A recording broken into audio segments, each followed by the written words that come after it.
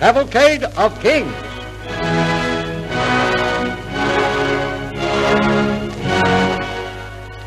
Queen Victoria, Part 2.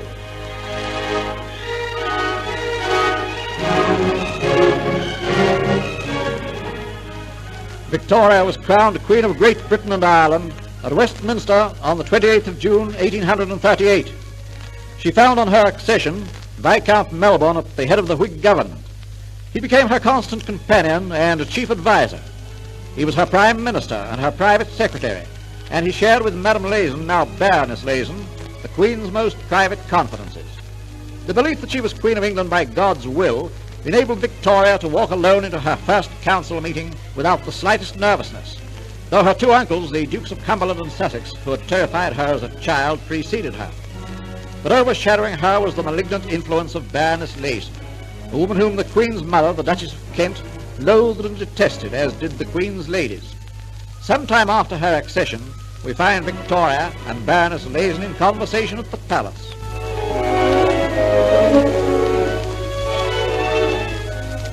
Dear Lazen, I am a very fortunate queen in having such an admirable man as my Lord Melbourne at the head of my government. He is indeed a truly honest, straightforward man, with a noble mind, a man in whom I can safely place confidence.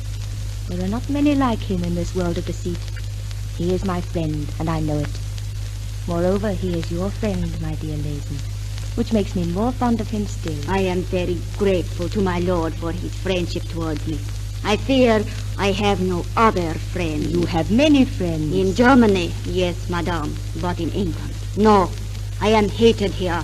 Hated because your majesty favors me with her confidences. Nonsense, Lazen. Nobody hates you. You do not see, madame, what I see, nor hear what I hear. The ladies of your household jeer at me. They mock me and treat me abominably when your majesty is not present. Lady Flora Hastings laughs derisively at my fondness for caraway seeds and openly insults me. But soon my turn will come, and I shall see this proud beauty humbled to the dust, her name a byword, her reputation trampled in the slime of the gutter. These are strong words, Baroness. And if I did not know you so well, I should be inclined to think you guilty of being vindictive and malicious. As it is, there must be good reason for the fierceness of your remarks. Pray tell me what actuates you to utter them. Madame, the subject is too scandalous to discuss with such a young and innocent person as your majesty.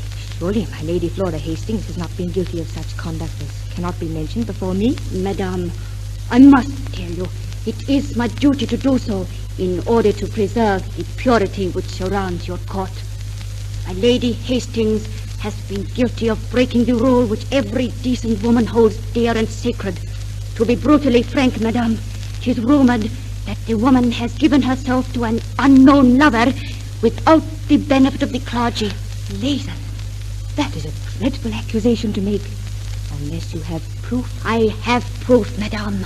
I beg you to rid yourself of the woman before this scandal, which is hovering over the court, descends upon us.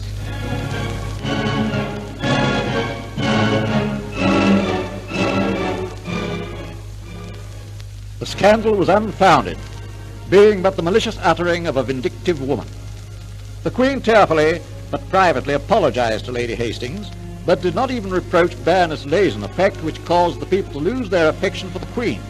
And when, some 4 months later, the unfortunate Lady Hastings died, the indignation increased 100-fold, and so great was the public anger felt against the Queen that she was hissed when she appeared in the royal enclosure at Ascot. We now find Her Majesty in conversation with Lord Melbourne.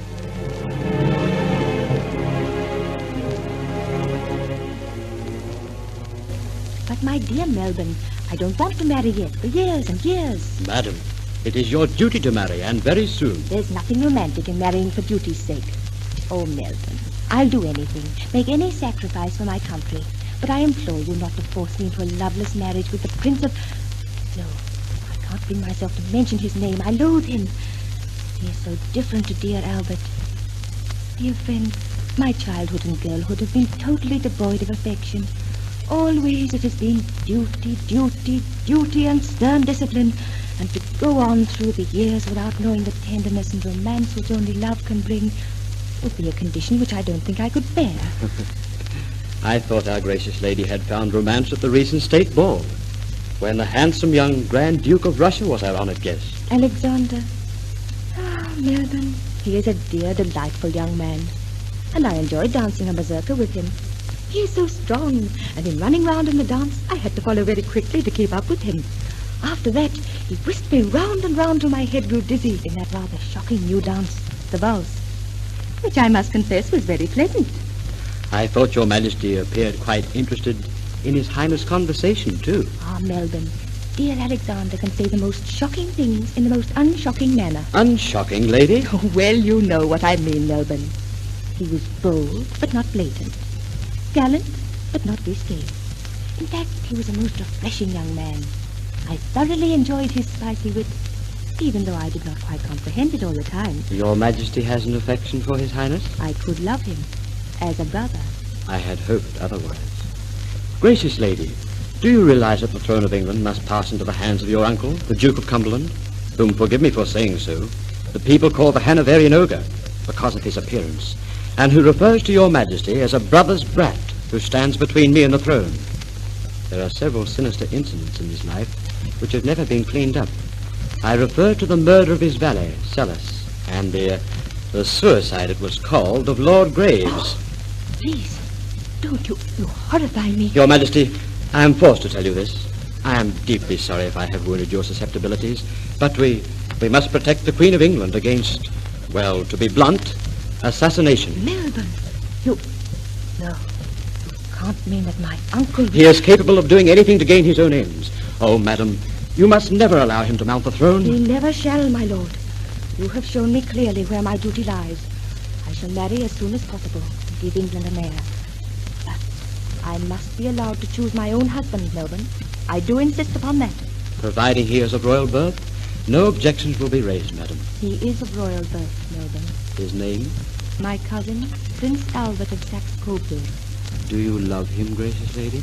With all my heart and soul, dear friend.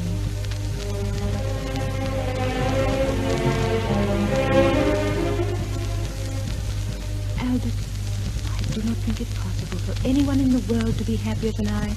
You are an angel. An angel? Mein lieber Frau. But no, I am just a man, a simple man who means to make himself indispensable to his beloved wife. Not only as her husband, but as her sole counselor.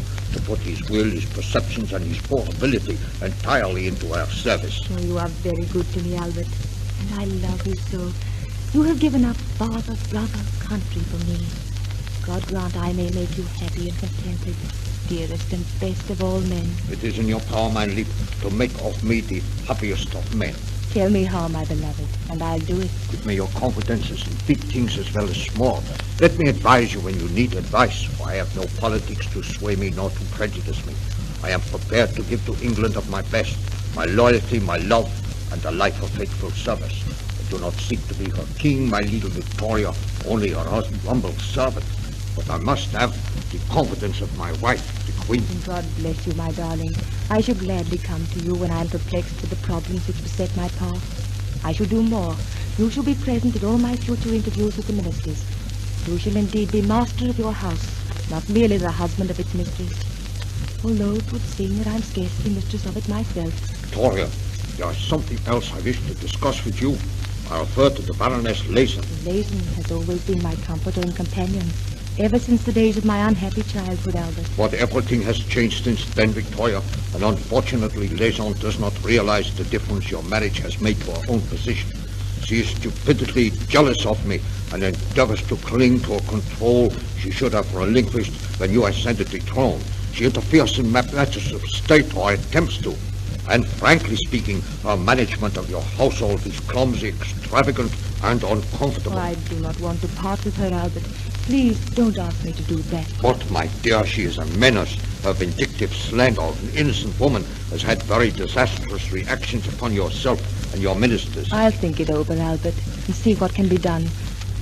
And now let us go to the music room. I want you to hear a new song I've learned, especially for you.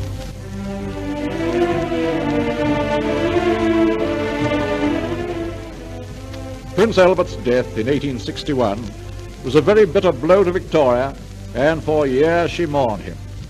he had endeared himself to the English people and helped to place on a firm foundation the very shaky edifice of the English throne. Weakened and robbed of its dignity by the Hanoverian brothers, during the reign of Victoria, the names of such patriotic giants as Peel, Palmerston, Russell, Disraeli, Salisbury and Gladstone shone like stars in the political firmament, and the names of Chinese Gordon, Lord Roberts, Lord Kitchener, and one of the noblest of all, Florence Nightingale, glorified the fields of battle. It is now the new year of 1901. Victoria, a very tired, frail old lady, has driven down the convalescent home to visit the soldiers who have returned from South Africa.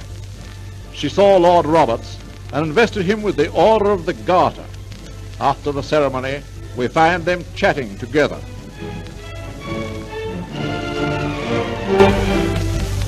The whole nation is with me to see this war through without intervention, and my country, which is suffering from so heavy a sacrifice of precious lives, will resist all interference. You are right, madam. A settlement with the Boers after the defeat in December would have forced us to surrender all we have fought and bled for. Oh, my lord, I shall never forget how you defeated General Cronje at Paardeberg, nor how you relieved Ladysmith after its long siege. Soon, madam, peace and prosperity will return to South Africa, and the angelic message of goodwill towards all men, which at Christmas was lost in the shrieks of red-eyed shells and dying men, will be heard ringing loud and clear like a paean to glory. Honorable, peaceful England is what I pray for every day, my dear Roberts. And now, please escort me to my carriage. Oh, it's been a dreadful year, Roberts. A very dreadful year. And I am very tired and old. Will you accept my arm, madam? Gladly and proudly, my lord. For that arm has nobly borne an honorable sword for queen and country. We are both very grateful. I am proud to have been of service to such a queen and such a country, madam.